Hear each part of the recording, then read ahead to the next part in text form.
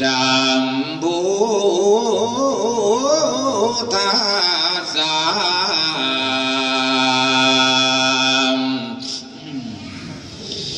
บัดนี้นะโมจบสามทวนฟังกระบวนเทศต่อขอเรียนเชิญทุกท่านในใจตั้งกดต่อฟังโสนั้นตัวโยมจงต่างคอยยังสันดับเสียงอยู่ในโสติตองเหตุผลหาคนมาโตตายแล้วหวังพรมาหูคู่แม่น้ำใหญ่เกินสู่ทางสักขาไลสู่สวรรค์สันเก่าอันความเศร้าแม่นบ่มีว่าโลกาเทือนี้ฉันได้รวมมายามน้องแม่ใหญ่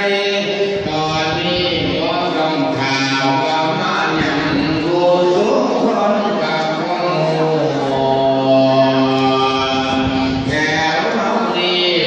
บอกมาดูว่ามาหาวสองสามข้าวนั่นอย่างเก่ง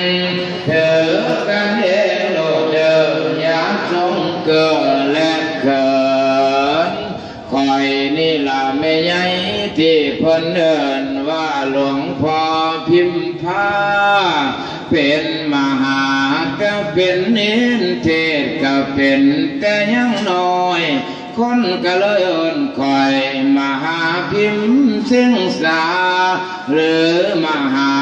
พิมพาไปก็เอิ้นจังสิน้ำนี่ตั้งแต่ใดถึงพระเจ้าแผ่นดินสิทรงตั้งแต่งไว้เป็นชั้นเอกพระครูหลวงมีพระราชทินนามว่าพระครูสุตตสารพิมลแต่บ่มีคนเอ่